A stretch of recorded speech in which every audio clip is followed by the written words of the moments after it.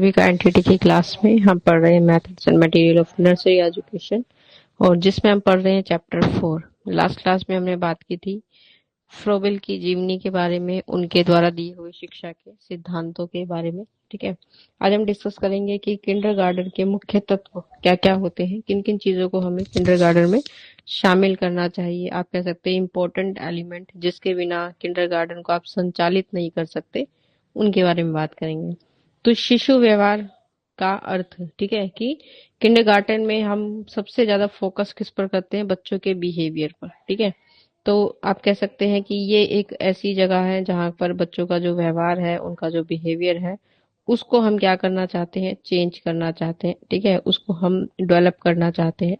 तो आप कह सकते हैं कि उनके अंदर कुछ ऐसी गुड हैबिट्स का हमें निर्माण करना है जो अब नहीं, ठीक है, अब तो उनके लिए आवश्यक है, लेकिन अब के साथ साथ पूरे जीवन भर, ठीक है, पूरे जीवन भर ये हैबिट्स, ये जो आदतें हैं, ये हैबिट्स क्या रहेंगी? उनके साथ बनी रहेंगी। ठीक है, तो जैसे आज अगर आप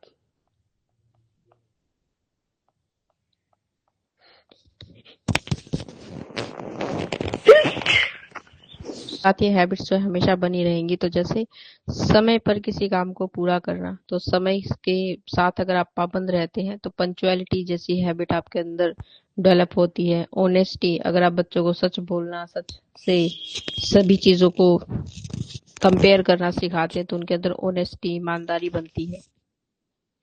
ठीक है, डेली बात करना, ठीक है, ये कुछ ऐसी छोटी हैबिट्स होती हैं जिनको हमें लगता है कि बहुत ज्यादा फोकस करने की आवश्यकता नहीं है, लेकिन यही चीजें अगर आप इस वक्त इस एज में फोकस नहीं करेंगे तो ये जीवन भर के लिए क्या करती है? उसे प्रभावित करती है।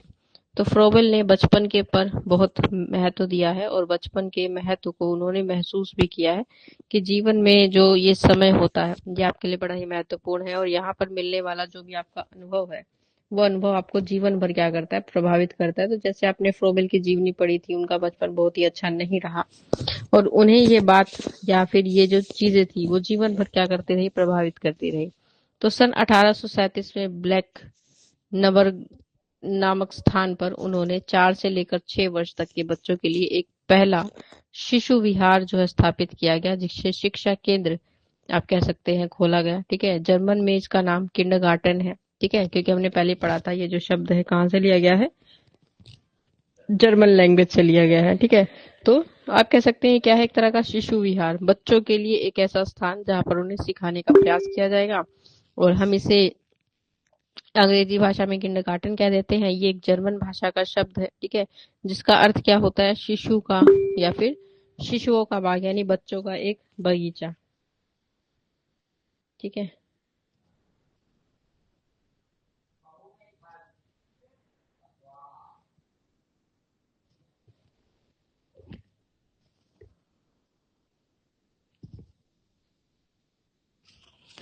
फ्रोबेल ने स्कूल को बाग की और अध्यापक को फूल तथा माली की तथा बच्चों को पौधों की संख्या दी है। ठीक है, तो एक माली जिस तरह क्या कर रहा है? अपने पौधों को रूटीन से क्या करता है? उनकी देखभाल करता है, उनके लिए किस तरह के पोषक तत्वों की आवश्यकता है ये चीज देखता है, कब उन्हें पानी देना है ये देखता है। उसी प्रकार आप कहेंगे कि अध्यापक जो है यहाँ पर उसी की तुलना जो है उससे की गई कि अध्यापक भी ये देखता है कि बच्चों को किस तरह की एनवायरनमेंट की आवश्यकता है, किस तरह के विकास की आवश्यकता है, उनके लिए एक सुंदर, ठीक है, नन्हे पौधों की तरह वो क्या करता है? बच्चों की देखभाल करता है, उन्हें क्या करता है? विकसित करता है। तो फ्रोबेल ने बच्चों को फूलों की उपमा दी है। उनका विश्वास था कि विकास और उन्नति के क्रम में बच्चे और फूल बिल्कुल दोनों ही क्या होते हैं? एक समान होते हैं। ठीक है, तो जिस प्रकार आप कह सकते हैं पौधे का विकास हो रहा है, उसके भीतर क्या होता है? बीज जो है वो अंकुरित होता है। ठीक है, और उसके अनुसार क्या है? उसके आने वाले जीवन का विकास होगा। तो उसी प्रकार आप बच्चों के भीतर जो गुणों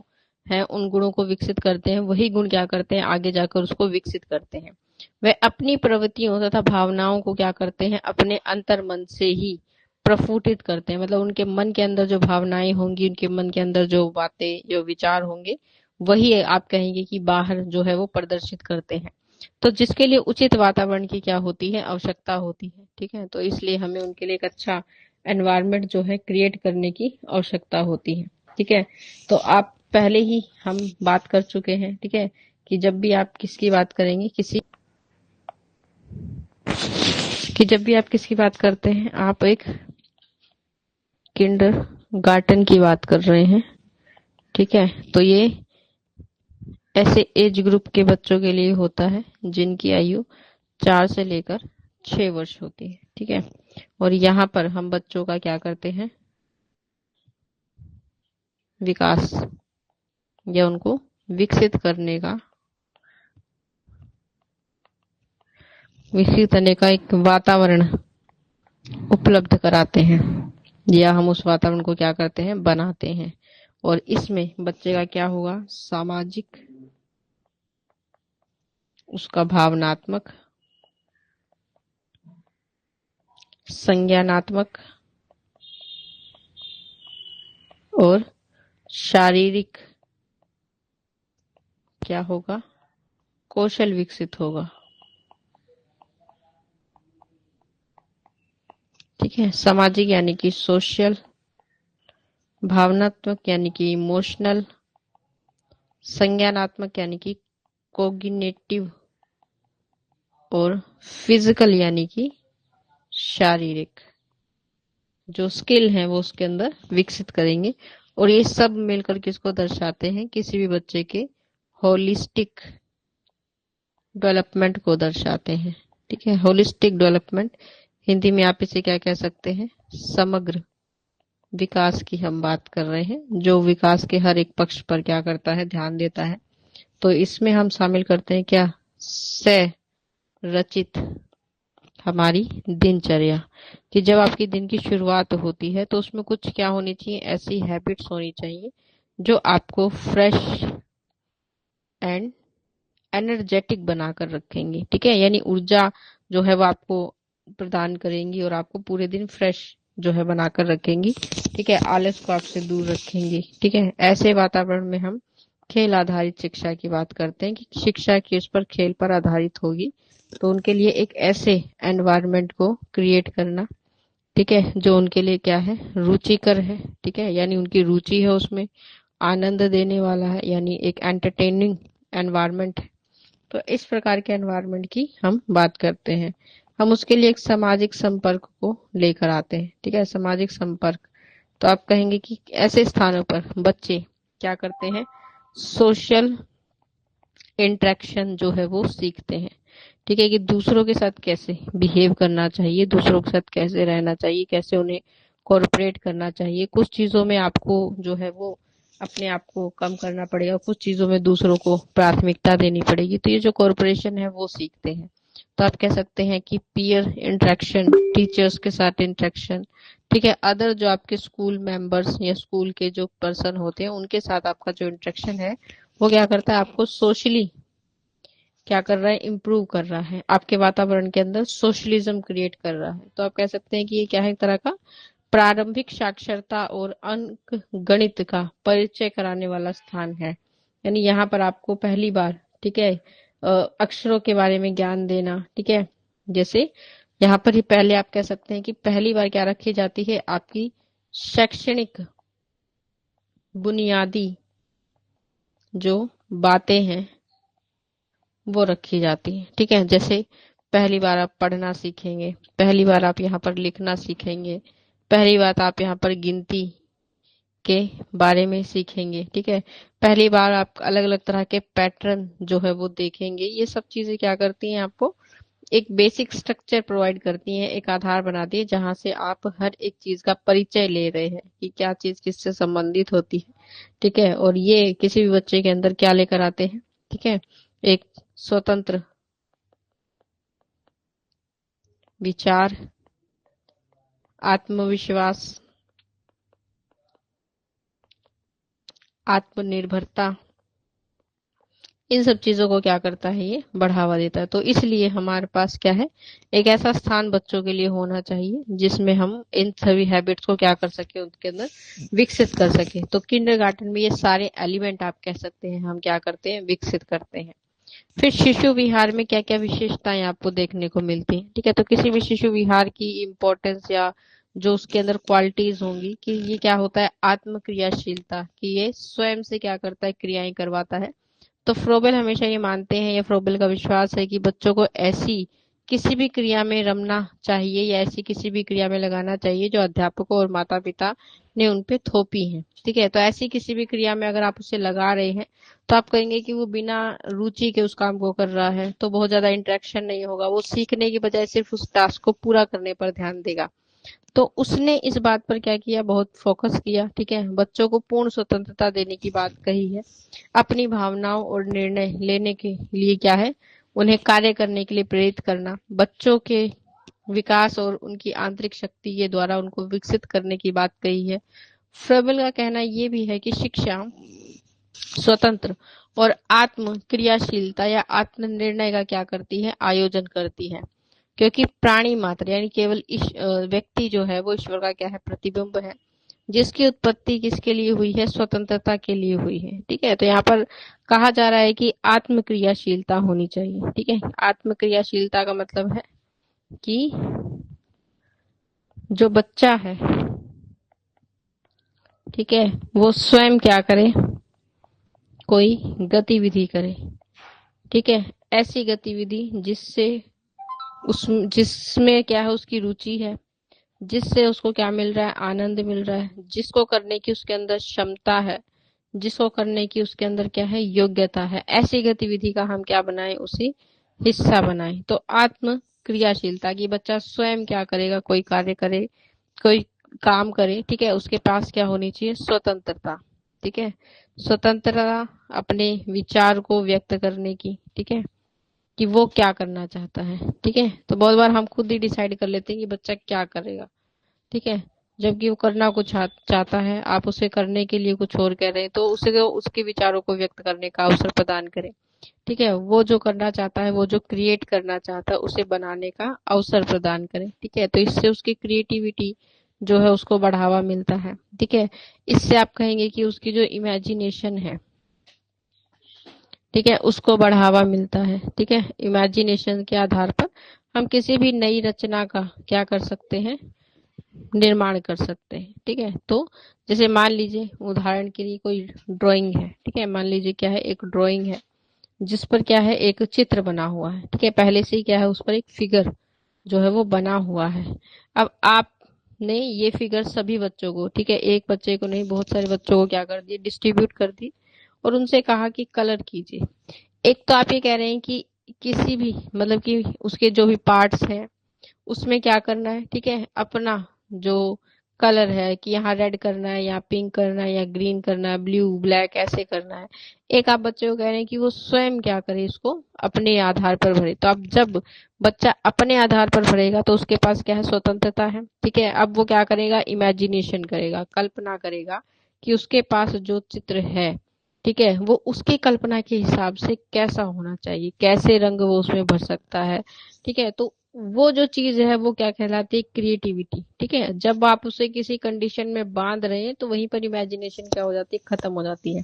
ठीक है, क्योंकि वो अब आपके सिर्फ इंस्ट्रक्शंस को फॉलो करेगा। और यहाँ पर हो सकता है कि जहां आपने ब्लू कलर कहा वहां बच्चे ने रेड भर दिया, तो वो भी उसके लिए कंफ्यूजिंग हो जाएगा कि रेड कहा गया था, मैंने ब्लू कर दिया, अब क्या होगा। तो एक मतलब कि होना चाहिए कि वो सीख रहा है, तो वो जो भी रंग भर रहा है वो क्या है, उसकी इमेजिनेशन जो दर्शाता है। ठीक है, यहाँ पर देखिए वो क्या कर रहा है, आत्म निर्णय ले रहा है, मतलब खुद से उसने निर्णय लिया है कि मुझे यहाँ पर कौन सा कलर करना है।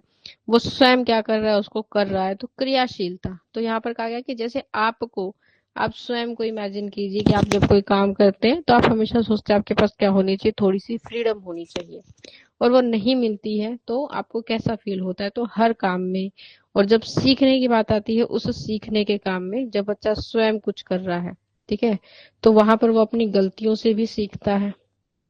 ठीक है, वहां पर वो जो टास्क कर रहा है उससे जो अनुभव मिलेगा उससे भी सीखेगा, कुछ नया एक्सपीरियंस जो है क्रिएट करने की उसके पास स्वतंत्रता होती है। तो जिससे आप क्या बनते हैं, सेल्फ डिपेंडेंट बनते हैं, हम दूसरों पर डिपेंड नहीं रहते। तो बहुत बार आप देखेंगे कि कोई भी डिसीजन लेना हो आप नहीं ले पाएंगे। ठीक है, क्योंकि आपको एक हैबिट हो गई है कि इससे पूछ लेते हैं, उससे पूछ लेते हैं। तो ये हैबिट यहीं से डेवलप होती है कि आप अपने डिसीजन एटलीस्ट खुद ले पाए, ठीक है, दूसरों पर डिपेंड नहीं, दूसरों से पूछना, एडवाइस लेना, इट्स ठीक है, अच्छी चीज है, लेकिन फाइनल डिसीजन कि आप किस चीज के साथ गो थ्रू जाना चाहते हैं वो आपके ऊपर अपना होना चाहिए। तो इस हैबिट का उनके अंदर निर्माण करना, ठीक है। और इसलिए वो ये मानते हैं कि जैसे मनुष्य क्या है, भगवान का ही एक प्रतिबिंब, उनका एक स्वरूप है, ठीक है, वो जो टास्क कर रहे हैं वो पहले से ही निर्धारित है, सिर्फ आपको वो रोल प्ले करना है, ऐसा प्रॉबल मानते हैं, ठीक है। तो वो कह रहे हैं कि आजादी होनी चाहिए आपके पास, ठीक है। तो आप अपनी स्वतंत्रता के लिए क्या करें, सीखने का प्रयास करें, पूरी स्वतंत्रता से क्या करने दें उनको, अपनी भावनाओं को व्यक्त करने का अवसर मिले, अपने निर्णय के अनुसार कार्य करने का अवसर मिले। ये क्या होती है, किसी भी शिशु विहार की पहली जो है वो विशेषता होती है। दूसरी विशेषता है कि उन्हें खेल के माध्यम से हर एक काम सिखाया जाएगा, ठीक है, क्योंकि उनको सबसे ज्यादा प्रिय क्या है, खेल। कोई भी काम आप देखेंगे बच्चा जब कर लेता है, ठीक है, चाहे आप उसे फोर्सफुली करा रहे हैं चाहे वो स्वयं कर रहा है, उसके खत्म होते ही उसके मन में सिर्फ एक ही टास्क होता है कि उसे खेलना है। तो फ्रोबल के अनुसार इस अवस्था को हमें एक किस में बदल देना है, एक्टिविटी में बदल देना है। तो इस अवस्था में खेल कूद क्या है, पवित्रतम, ठीक है, मतलब कि सबसे अच्छा है, पूर्ण आध्यात्मिक क्रिया है, मतलब एक ऐसी क्रिया है जिसके माध्यम से आप बहुत अच्छी चीजें बच्चों को सिखा सकते हैं। यहाँ पर उसे आनंद भी मिलेगा, ठीक है, क्योंकि खेल उसके लिए क्या है, एक ऐसी एक्टिविटी है जो वो स्वयं करना चाहता है, क्योंकि उसको करने का उसके पास कोई कारण नहीं है। लेकिन जब वो ऐसी गतिविधि में लगा हुआ है, ठीक है, जो उसके खेल का साधन भी है, लेकिन उसे कुछ नया सिखाने के लिए भी क्या कर रहा है, प्रेरित कर रहा है, तो ऐसी चीज से उसे एक और भी ज्यादा क्या मिलता है कि फन, लर्निंग विद फन हो जाता है उसके लिए, कि आनंद से वो सीख रहा है, स्वतंत्रता है उसके पास, एक संतुष्टि है उसके पास, ठीक है। आप वो चीजों को जल्दी खत्म करने के बारे में विचार नहीं करेगा। तो जब आप बच्चे से कोई टास्क करवाते हैं, ठीक है, वहां पर आपने देखा है कि जैसे आप कहें कि स्कूल का होमवर्क करो, तो उस होमवर्क को करने में वो क्या करता है, बहुत तेजी से उसको कंप्लीट कर रहा है, क्योंकि वो चाहता है कि कम से कम समय में, ठीक है, कम से कम समय में क्या हो जाए, उसका ये टास्क कंप्लीट हो जाए। इसके कंप्लीट होते ही वो क्या करेगा, खेलने जाएगा, ठीक है, इसके कंप्लीट होते ही वो कुछ जो भी उसको मिलता है, जिस चीज से आनंद, वो करने लगेगा। तो एक संतुष्टि, जब उसका काम ही क्या बन जाता है, ठीक है, उसका काम या उसकी जो सीखने की टास्क है वो ही क्या बन जाती है, खेल बन जाती है, तो अब उसे कोई जल्दी नहीं है, ठीक है, वो आसानी से धीरे धीरे उस काम को, टास्क को पूरा करेगा, जितनी उसकी क्षमता, उस क्षमता के साथ। तो शारीरिक और हृदय, ठीक है, कि शरीर से भी क्या है, वो फिजिकली उसको करने के लिए कंफर्टेबल है, और हृदय से भी क्या है, उसे एक संतुष्टि मिल रही है कि वो वही करना चाहता था जो उसे करने को मिल रहा है। तो संसार में शांति स्थापित रहती है। तो जैसे आप जीवन में जो भी अचीव करना चाहते हैं, जो भी करना चाहते हैं, अगर वही आपको मिल जाता है तो आपको सेटिस्फेक्शन मिलता है, लेकिन नहीं होता तो आपके मस्तिष्क में ये बात हमेशा चलती रहती है कि जैसा होना चाहिए था चीजें वैसी क्यों नहीं है ना। तो इस तरह से जब आप अपने अनुसार कार्य कर रहे हैं तो संसार में जो कुछ भी हो रहा है वो सब आपको अच्छा लगता है, ठीक है, और उसी का उद्गम स्रोत जो है ये बनता है, ठीक है, यानी हर एक चीज जो हो रही है वो आपके लिए क्या है, कंफर्टेबल है, आपको उससे क्या मिल रहा है, सेटिस्फेक्शन मिल रहा है। और संसार में सबसे ज्यादा जरूरी क्या है, ये सेटिस्फेक्शन ही है, ठीक है, कि आपने कोई भी काम किया है, चाहे अपनी शिक्षा ली है, एजुकेशन ली है, लेकिन अगर उसके लेने के बाद क्या नहीं है, आपके पास संतुष्टि नहीं है, तो आपको लगता है ये क्या है, व्यर्थ है। अगर एजुकेशन लेने के बाद आपको अपनी मनचाही जॉब नहीं मिली तो भी आपके पास संतुष्टि नहीं हो रही, ठीक है। यानी कि हर एक काम में हम लास्ट में क्या ढूंढते हैं, एक सेटिस्फेक्शन लेवल ढूंढते हैं, ठीक है, और वो हर कंफर्ट जोन में जो है होना चाहिए, मतलब कि वो आपकी चीजों को और आसान और सरल बना देता है कि चीजें व्यवस्थित है और आपके अनुसार चल रही है, ठीक है, और नहीं हो रही है तो हम उसे ठीक करने का प्रयास करते हैं। तो आपको इसी चीज के लिए क्या करना है, प्रयास करना है, ठीक है। तो फ्रोबल के अनुसार क्या है, ये एक अवस्था होती है, एक स्टेज होती है, ठीक है। और खेल कूद सबसे ज्यादा अच्छी चीज मानी जाती है, क्योंकि ये क्रिया आपको अध्यात्म से भी जोड़ सकती है, आपको पूर्ण रूप से विकसित करने में, आपको एक सेटिस्फेक्शन देने में जो सहयोग करती है, क्योंकि हर एक टास्क के बाद एक सेटिस्फेक्शन आपके पास होना चाहिए, ठीक है, चाहे आप कोई काम कर रहे हैं, चाहे आप कुछ सीखते हैं, चाहे कुछ भी है, ठीक है। तो सेटिस्फेक्शन जो है बच्चों को मिले, इसलिए खेल के द्वारा उन्हें सिखाने का क्या करें, प्रयास करें। फिर तीसरी जो विशेषता होती है कि किंडरगार्टन में गीत, हाव भाव और रचना फ्रोबल जो है उस पर बहुत ज्यादा फोकस करते हैं। तो फ्रोबल ने क्या किया, फ्रोबल ने खुद भी क्या किए हैं, ऐसे ही गीतों की एक क्या बनाई है, श्रृंखला बनाई है, जिसमें हाव भाव का मतलब होता है एक्सप्रेशन।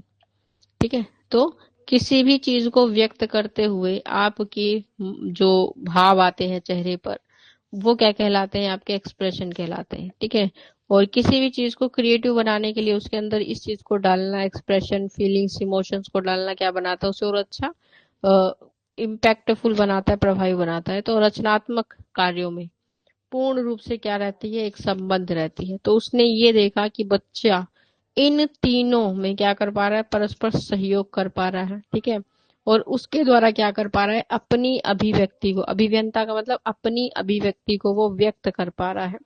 तो बच्चा जो कुछ भी सीखता है पहले गीत के द्वारा अभिव्यक्त कर सकता है, तो उसे उसके अंदर क्या डालने चाहिए, अपने हाव भाव डालने चाहिए, मतलब कि अपने एक्सप्रेशन से उसे एक्सप्रेस करना चाहिए। और बाद में कागज और मिट्टी की रचना जैसी चीजों से भी वो क्या कर सकता है, उसे प्रदर्शित कर सकता है। तो यहाँ पर आप कहेंगे कि हम बच्चों को सिखाने की बात करते हैं। ठीक है, सिखाने के लिए आप किसका, गीतों का इस्तेमाल कर सकते हैं। ठीक है, आप स्टोरीज का इस्तेमाल कर सकते हैं, नाटक या कहानियों के माध्यम से आप उन्हें सिखा सकते हैं। ठीक है, इसके अलावा आप कहेंगे कि किसी चीज का प्रदर्शन करके, ठीक है, या फिर पेपर या सोइल, ठीक है, क्ले, इन चीजों का इस्तेमाल कर कर जब वो किसी चीज को बनाने का या किसी चीज को क्या करने का, डेमोन्स्ट्रेशन करने का, प्रस्तुत करने की कोशिश करते हैं। तो ये सारी चीजें आपको कहाँ मिलती हैं, एक किंडरगार्टन में। ये क्या है, विशेषताएं हैं जो आपको वहां पर देखने को मिलेंगी। तो गीतों में तो जैसे आप किसी पोयम की बात करें, किसी सॉन्ग की बात करें, तो बच्चों को जब आप क्या करते हैं, गीतों के माध्यम से, ठीक है, कि कोई 2 लाइन की पोयम है, एक तो आप उसे यूं ही बोल रहे हैं, ठीक है, एक आप उसे गाकर सुना रहे हैं, दोनों में बड़ा अंतर होता है। तो कह रहे कि जब इस तरह से चीजों को क्या किया जाता है, व्यक्त किया जाता है, तो बच्चा उसकी तरफ ज्यादा क्या होता है, आकर्षित होता है। वो उसको बहुत सरलता से सीखता है। ठीक है, और उसको बार बार दोहराता है तो उसे याद भी हो जाता है। ठीक है, तो जब आप कोई गाना या कोई पोयम गा रहे हैं तो उसके साथ आपके गाने के साथ साथ, ठीक है, जो एक्शन आप करते हैं, ठीक है, जो एक्सप्रेशन आप देते हैं, वो क्या करता है, वो उस चीज को और ज्यादा प्रभावी बना देता है। ठीक है, ये भी क्या है, एक तरह की क्रिएटिविटी है। ठीक है, कि बहुत सारी चीजों पर आप अपने जो चीजें हैं उनको लागू कर सकते हैं। तो जैसे डांस स्टेप हैं, आप अपने अकॉर्डिंग उनको चेंज कर सकते हैं। ठीक है, एक्सप्रेशन है, आप अपने अकॉर्डिंग उनको देख सकते हैं ना। तो कैसा भाव किस चीज के लिए देना है, वो उस चीज को और ज्यादा प्रभावी बना देता है। तो कह रहे जब बच्चों को सिखाया जा रहा है तो उसको और ज्यादा प्रभावी बनाने के लिए उसके अंदर क्या होना चाहिए, एक्सप्रेशन। और ये एक्सप्रेशन हम कैसे कर सकते हैं, ऐड कर सकते हैं, मतलब आप बच्चों को सिखाएं, बच्चा उसे एक्सप्रेस करेगा। ठीक है, तो जो कुछ भी वो सीख रहा है, ठीक है, गीत के द्वारा, ठीक है, वो क्या कर पाएगा, उसको अभिव्यक्त कर पाएगा, अपने जो एक्सप्रेशन है, अपने जो भाव हैं उनको व्यक्त कर पाएगा। ठीक है, और इसके लिए आप कागज या मिट्टी का भी इस्तेमाल कर सकते हैं बच्चे के से कुछ नया बनाने के लिए, कुछ नया क्रिएट करने के लिए। ठीक है, रंगों के माध्यम से वो अपनी भावनाओं को व्यक्त कर पाए, ऐसी चीजें जो है हम क्या कर सकते हैं, उसके लिए अरेंज कर सकते हैं। और किंडरगार्टन में ऐसी चीजों के द्वारा आपको सिखाने की कोशिश की जाती है। तो जैसे बच्चों को पोयम सिखाना, ठीक है, जिससे क्या है, उनकी जो लर्निंग है वो ज्यादा इंटरेस्टिंग और क्रिएटिव बन जाती है। फिर गीतों का चयन, कैसे गीत हम जो है वो चुन सकते हैं। तो फ्रोबल ने क्या की है, ऐसी ही एक पुस्तक लिखी है जिसमें आपको गीतों की बहुत ज्यादा श्रृंखला देखने को मिलती है। और उन्होंने फोकस किया है माँ और बच्चे से संबंधित गीतों के बारे में। ठीक है, कि ऐसे जैसे आपकी मम्मी जब आप छोटे होते हैं तो आपको लोरी सुनाती है, तो ऐसे ही गीत, ठीक है, कि माँ अपने बच्चे को एक पीसफुल एनवायरनमेंट देने के लिए, उसको अच्छा महसूस कराने के लिए ऐसी स्टोरीज जब आप सुनाते हैं तो बच्चा उससे कनेक्ट करता है। तो पुस्तक, इस पुस्तक में आपको कम से कम 50 से भी ज्यादा या 50 गीत देखने को मिलेंगे। गीतों के साथ खेला भी जा सकता है। ठीक है, मतलब उनको चलाकर उनके साथ आप कोई एक्टिविटी बच्चों को परफॉर्म करवा सकते हैं, ठीक है। एक्सप्रेशन जो है प्रोवाइड करवा सकते हैं। गीतों के पीछे की भावना ये होती है कि बच्चे अपने क्या करें, फिजिकल मूवमेंट करें। उन फिजिकल मूवमेंट से वो क्या कर पाते हैं, अपनी ज्ञान इंद्रियों का भी उपयोग कर पाते हैं चीजों को सीखने के लिए, ठीक है। तो यहाँ पर आप कहेंगे कि बच्चा बहुत ज्यादा क्या हो जाता है, फोकस्ड हो जाता है उन चीजों पर, ठीक है, जो उसके सामने क्या हो रही होती है, चल रही होती है, ठीक है। तो जैसे किसी भी चीज पर अगर आप क्या कर रहे हैं, कोई मूवमेंट कर रहे हैं, तो बच्चा क्या करेगा, उस चीज को फोकस, ठीक है, फोकस करेगा उस पर कि आपकी मूवमेंट कैसी है, ठीक है, उसको इस मूवमेंट को किस तरह लेकर आना चाहिए, ठीक है। तो इसमें फिजिकल मूवमेंट, ठीक है, आपके जो बॉडी पार्ट्स हैं उनकी मूवमेंट आपको देखने को मिलेगी, ठीक है। बच्चा क्या करता है, बच्चा हर एक बीट को, ठीक है, क्या करेगा, ध्यान पूर्वक सुनेगा। तो आप कहेंगे कि क्या विकसित हो रहा है, उसका लिसनिंग, लिसनिंग जो स्किल है वो भी इससे विकसित होता है, ठीक है। तो देखने, सुनने, फिर उसी को फिजिकली परफॉर्म करने, उसको प्रैक्टिस करने, बार बार उस चीज को करने से आप उसमें क्या हो जाते हैं, परफेक्ट हो जाते हैं। तो आप कह सकते हैं कि इसके माध्यम से आप क्या कर सकते हैं, बच्चे को उसके सेंसेस के द्वारा हम क्या करते हैं, सिखाने का प्रयास करते हैं, ठीक है। तो वो अपने सेंसेस के द्वारा सीख रहा है, देख रहा है, सुन रहा है, ठीक है, उसको फील कर पा रहा है, महसूस कर पा रहा है, ठीक है। यानी हर एक चीज जो है वो अपनी ज्ञान इंद्रियों का फोकस करके उसको सीख पा रहा है। तो आप कहेंगे सहयोग संचार की भावनाओं का क्या होता है, यहाँ पे प्रबंधन होता है, ठीक है। व्यक्तिगत विशेषताएं उसके अंदर विकसित हो सकती है कि भाई अगर उसका इस फील्ड में, इस चीज में बड़ा क्या है, रोचक लगता है उसे इस तरह की एक्टिविटीज में परफॉर्म करना, तो वो उसी क्षेत्र में अपने आप को विकसित भी कर सकता है। तो इस तरह से क्या कर सकते हैं आप, ऐसी गीतों का चयन कर सकते हैं जो बच्चों के लिए, तो आपने देखी है अलग अलग तरह से जो पोएम्स आपको देखने को मिलती है ना, वो पोएम्स क्या है, वो इसी तरह की चीजों का रूप है। और आपने देखा है कि बच्चों को उनको सुनने में, उनको बोलने में बड़ा ही आनंद आता है।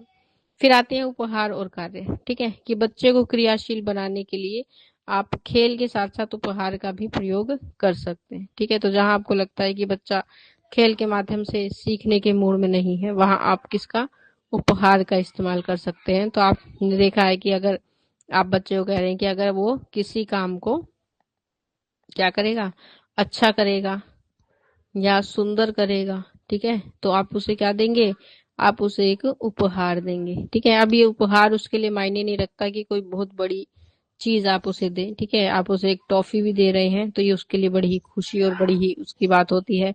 आप कोई उसकी प्रशंसा कर रहे हैं तो ये उसके लिए बहुत ज्यादा बेहतर चीज होती है, ठीक है। तो ऐसी सारी गतिविधियां क्या करती हैं, उसको एक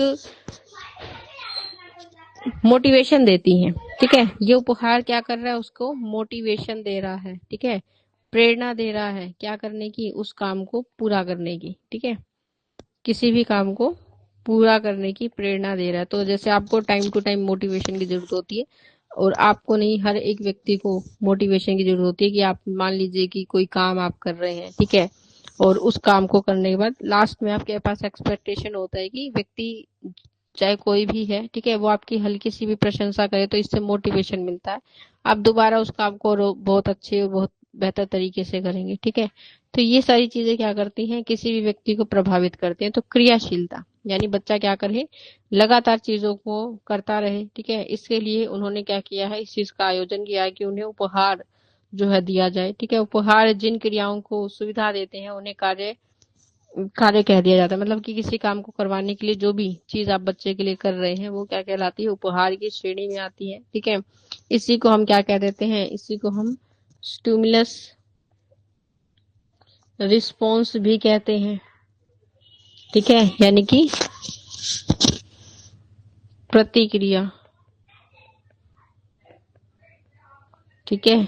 और यहाँ पर प्रतिक्रिया किसकी चाहिए, हमें बच्चे की प्रतिक्रिया चाहिए, उसका रिस्पॉन्स हमारे लिए मायने रखता है कि जब भी वो काम कर रहा है उस काम के लिए, ठीक है, वो आपसे एक्सपेक्टेशन रखता है, ठीक है, कि उसकी अगर उसने अच्छा काम किया है तो उससे प्रशंसा की जाए या कुछ ऐसा दिया जाए, तो वो ज्यादा मोटिवेट और प्रेरणा उसे मिलती है, और वह उस काम को करने के लिए और ज्यादा अच्छी तरह से प्रेरित होता है, बार बार ऐसे काम करेगा जो उसे बेहतर या उसकी प्रशंसा का क्या बनेंगे, पात्र बनेंगे। तो उसके अंदर एक अच्छा आप कहेंगे डिफरेंट या चेंज लेकर आने में भी ये चीज क्या करती है, उसको प्रोत्साहित करती है। ठीक है, तो इस तरह से आप क्या कर सकते हैं, उपहार और कार्य, यानी कार्य को पूरा करने के लिए उपहार का इस्तेमाल किया जा सकता है। ठीक है, या कार्य के अंदर मोटिवेशन लाने के लिए उपहार का आप इस्तेमाल कर सकते हैं। कार्य में क्रियाशीलता लाने के लिए, अगर बच्चा क्या कर रहा है, मतलब कि आपको लग रहा है कि बच्चा किसी काम को उतने इंटरेस्ट से नहीं सीख रहा है, तो आप उसमें उपहार जो है वो ऐड कर सकते हैं कि या तो आप बच्चे की प्रशंसा करेंगे या बच्चे को क्या करेंगे, कुछ भी जो है ऐसा गिफ्ट करेंगे जो उसको क्या देगा, खुशी देगा। अब वो गिफ्ट छोटा हो बड़ा हो, बच्चे को इससे कोई मतलब नहीं होता है। ठीक है, तो ये क्या करता है, प्रशंसा का पात्र उसे बना देता है। फिर हम बात करेंगे खेल के बारे में कि खेल क्या होता है। तो खेल, खेल का अर्थ कोई ऐसा काम जिसे करने से आपको आनंद मिलता हो, जिसे करने से आपको खुशी मिलती हो, वो आपकी खेल का हिस्सा कहलाता है। तो सामान्य स्वाभाविक जो प्रवृत्ति है, यानी जर्नल इनेट टेंडेंसीज जो होती हैं आपकी, उसमें खेल की जो प्रवृत्ति है वो बहुत ज्यादा व्यापक होती है, बहुत ज्यादा महत्वपूर्ण होती है। यानी स्वाभाविक रूप से आप कह सकते हैं कि किसी भी व्यक्ति के लिए खेल जो है वो बड़े ही विशेष होते हैं। नालंदा विश्व शब्द सागर के अनुसार, ठीक है, यानी एक आप कह सकते हैं कि क्या है, ये किताब है। ठीक है, शब्द सागर, जिसमें शब्दों का बहुत सारा क्या होगा, समूह होगा। और उसकी किताब के अनुसार खेल का अर्थ क्या है, खेल का सामान्य अर्थ है चित्त की उमंग, यानी आपके मन को क्या लगे, बहुत अच्छा फील हो, बहुत बेहतर लगे। ठीक है, यानी आप अपने मन को क्या कर रहे हैं, बहला रहे हैं। ठीक है, तो जैसे आपने देखा कि बच्चा किसी चीज के लिए रो रहा है, तो आपसे डिफरेंट डिफरेंट थिंग दिखाते हैं, जो भी चीज उसे आकर्षक या बढ़िया लगेगी वो उस चीज को क्या करेगा, ले लेगा, और उसका ध्यान जो है उस चीज से डाइवर्ट हो जाता है जिसके लिए वो पहले से रो रहा था, है ना। व्यायाम करना भी आपके लिए एक खेल हो सकता है।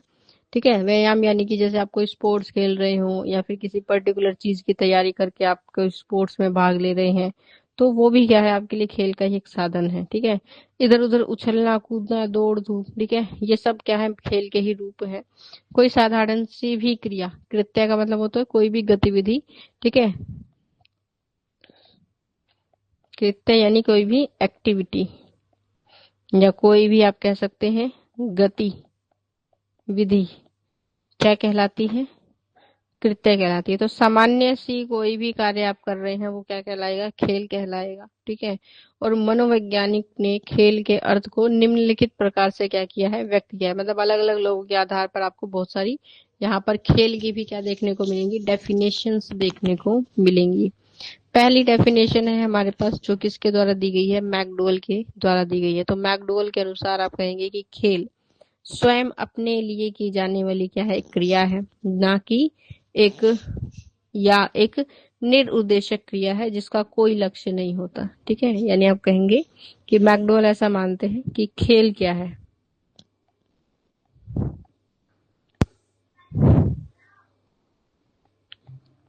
खेल क्या है, खेल हमेशा हम अपने लिए करते हैं, अपने लिए, क्योंकि इससे क्या होगा,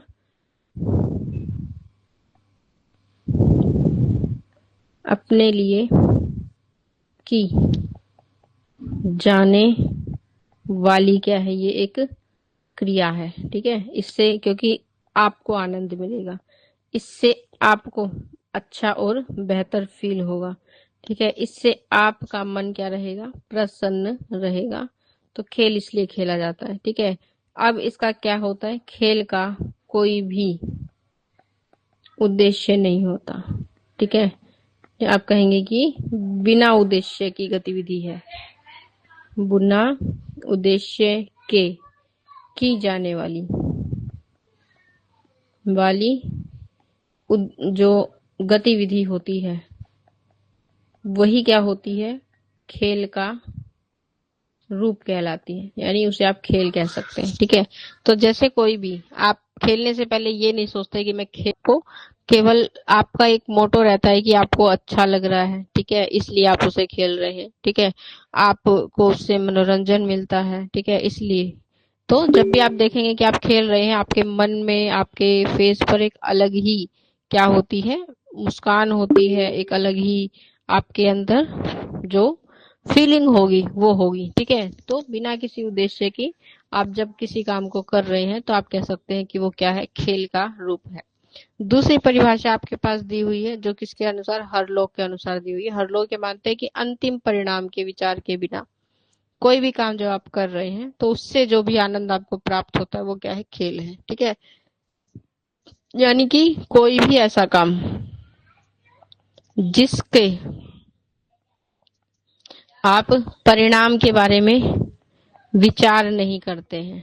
ठीक है, यानी आप लास्ट में ये नहीं सोचते कि क्या फायदा होगा क्या नुकसान होगा, ऐसे काम को हम खेल कहते हैं। ठीक है, तो बिना किसी परिणाम के हम कभी नहीं सोचते कि आज मैं ये खेलने जा रहा हूँ तो उसका परिणाम क्या निकलेगा। ठीक है, मैं किसी दोस्त के साथ खेलने जा रहा हूँ तो क्या परिणाम निकलेगा, कभी नहीं सोचा जाता, विचारा जाता। ठीक है, तो बिना किसी रिजल्ट के बारे में विचार किए बिना जब आप कोई काम कर रहे हैं तो वो किसका रूप होता है, वो खेल का रूप होता है।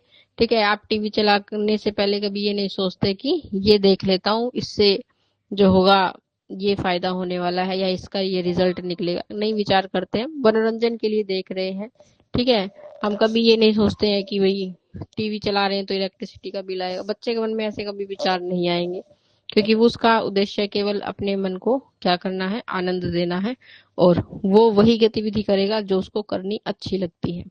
फिर क्रो एंड क्रो के अनुसार, ठीक है, एक परिभाषा है जिसमें वो कह रहे हैं कि खेल उस क्रिया या उस एक्टिविटी का रूप में परिभाषा को आप कह सकते हैं या उस परिभाषा के रूप में दी जाती है जिसमें एक व्यक्ति उस समय व्यस्त होता है जब वह उस कार्य को करने के लिए क्या होता है, स्वतंत्र होता है जिसे वह करना चाहता है। ठीक है, तो यहाँ पर ये कहना चाहते हैं कि खेल, ठीक है, क्या है, एक गति विधि है।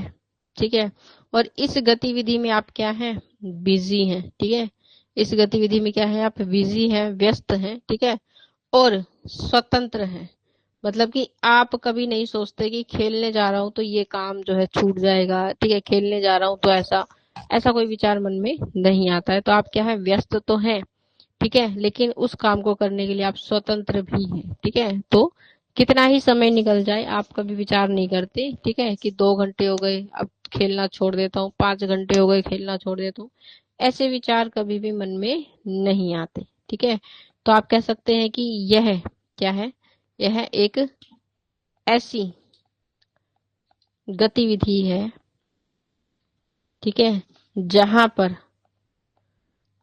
व्यस्त रहना, ठीक है, जहां पर व्यस्त रहना आपको क्या लगता है, अच्छा लगता है।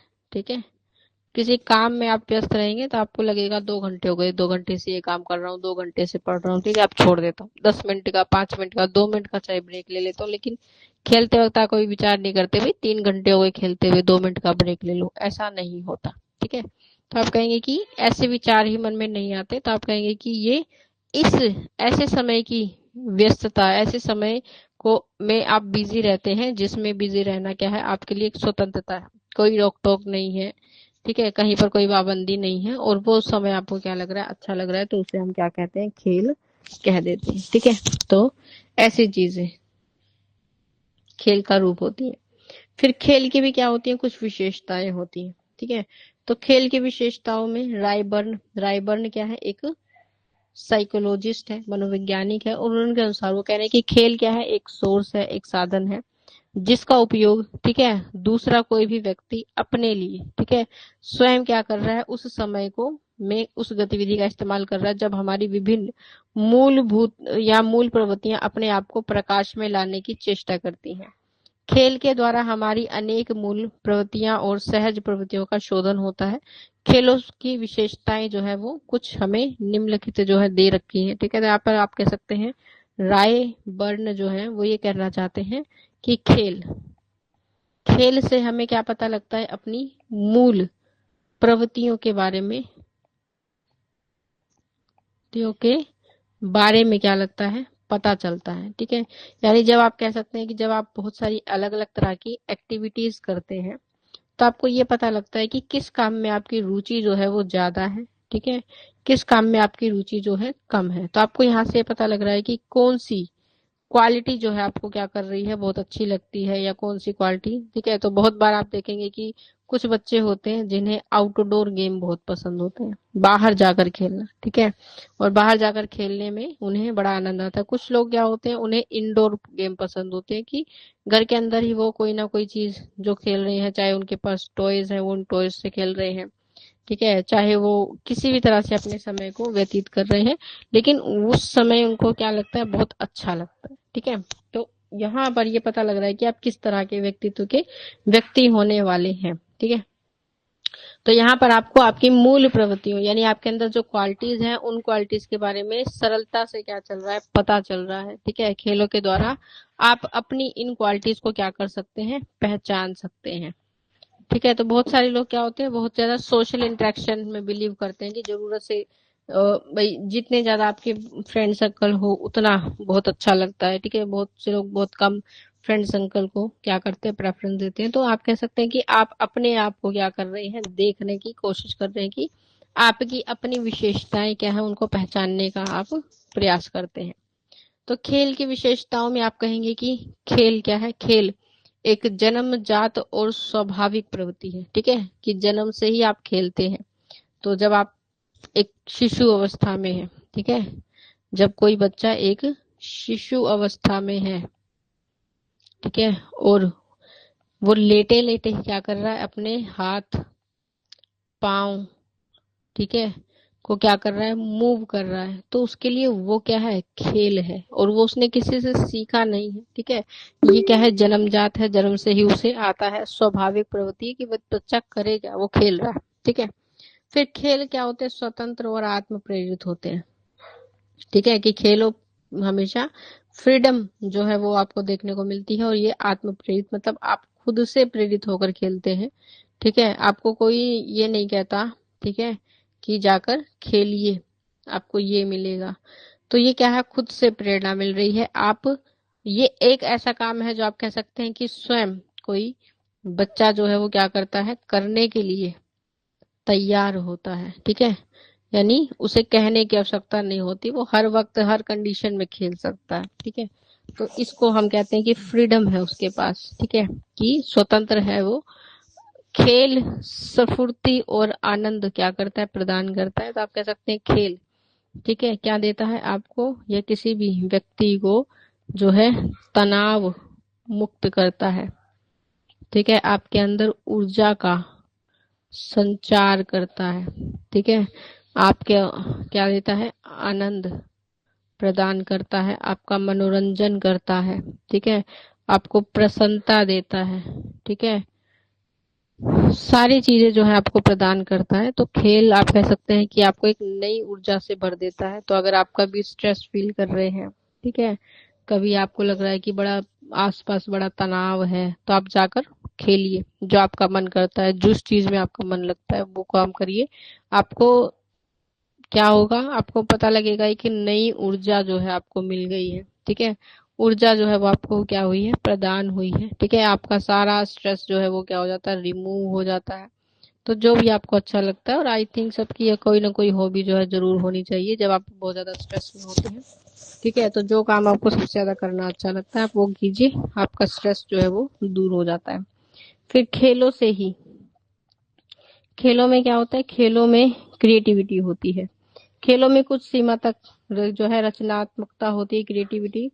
तो कोई खिलौना होना आपके पास जरूरी नहीं है, आप अपने अनुसार किसी भी चीज को क्या बना लेते हैं, क्रिएटिविटी है ये, खिलौना बना लेते हैं। कि आपको अगर छोटा सा पत्थर भी मिल गया है तो वो क्या है, आपका खिलौना बन गया, आप उससे जो भी खेल रहे हैं, ये क्रिएटिविटी है। ठीक है, तो क्रिएटिविटी कुछ नए बनाने से होती है। ठीक है, क्रिएटिविटी का मतलब होता है चीजों के अंदर कुछ नयापन लाने से, और खेल जो है वो आपके अंदर इस क्षमता का विकास करते हैं।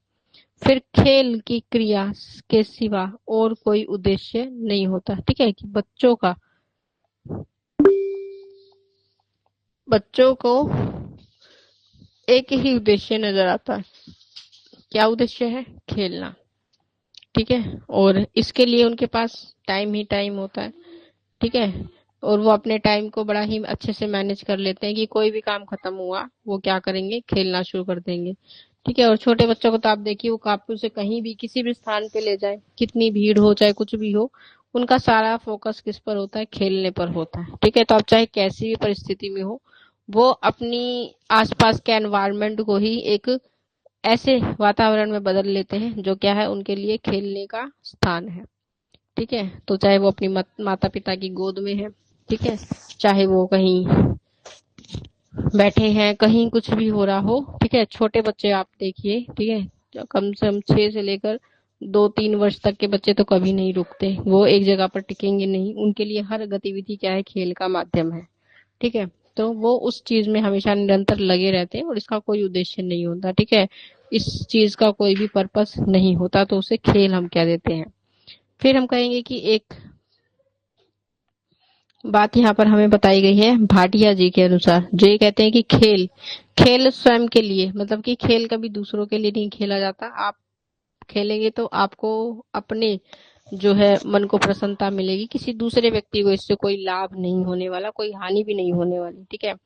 क्रो एंड क्रो ऐसा मानते हैं कि खेल क्या है? खेल के अनुसार या उनके अनुसार खेल बालक की संपूर्ण रुचि और ध्यान को क्या करता है? व्यक्त करता है। ठीक है। तो जैसे भी गेम आप खेलना पसंद करते हैं, वो पूरी क्या दिखाते हैं? आपकी रुचि को दिखाते हैं कि आपका इंटरेस्ट किस तरह की क्या है? चीजों में है। ये उस चीज को क्या करता है? दर्शाता है। ठीक है। तो खेल हमेशा आपकी पूरी रुचि पर जो है आधारित होता है, उस पर सेंट्रल जो बात है उसको बताता है, केंद्रीकरण करता है चीजों का। ठीक है। तो जो काम आपको करना अच्छा लगता है, ये आपके इंटरेस्ट को दिखाते हैं। ठीक है। तो जैसे घूमना पसंद हो आपको, ठीक है, लोगों से मिलना पसंद हो आपको, या बहुत सारे लोग होते हैं जिन्हें भीड़ भाड़ नहीं पसंद होती, रश नहीं पसंद होता, वो अपने आप में ही रहना चाहती है, ये सब आपके इंटरेस्ट को दिखा रहे हैं। ठीक है। तो ये चीजें क्या करती हैं? ये दर्शाती हैं कि आपका खेल के प्रति रुझान क्या है। फिर एक परिभाषा, एक चीज हमें बताई हुई है ड्राइवर के अनुसार। ड्राइवर ये कहते हैं कि खेल शारीरिक और मानसिक क्रिया, यानी खेल जो है वो आपके शरीर के लिए भी उपयोगी होता है, साथ साथ में आपकी मानसिक क्रियाओं के लिए भी उपयोगी होता है। खेल के विषय में कार्ल्स ने कहा है कि खेल एक साधन है, किंतु मैं ये नहीं बता सकता कि उसका लक्ष्य क्या है। ठीक है। यानी खेल क्या है? एक सोर्स है। ठीक है। आप कह सकते हैं खेल जो है वो किसी बच्चे के विकसित होने का भी साधन है, क्योंकि जब आप कुछ खेल रहे हैं, गतिविधि कर रहे हैं, तो आप ये देखिए उसमें आपकी शारीरिक और मानसिक, ठीक है, दोनों गतिविधियां हो रही हैं।